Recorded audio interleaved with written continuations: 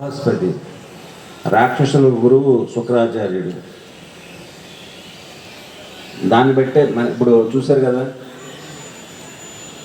రాక్షస సంపద ఏ విధంగా ఉంది, తర్వాత దేవతలు సంపద ఎలా ఉంది అనేది. మహాభారత కాలంలో ఉన్నారు.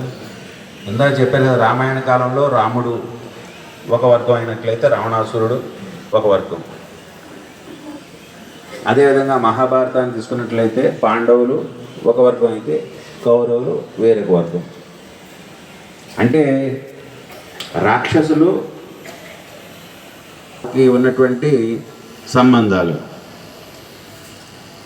వారు మంచివారితో కూడి ఉన్నట్లయితే మంచి అలవాట్లు చేకూరుతాయి, చెడువారితో ఉన్నట్లయితే చెడు.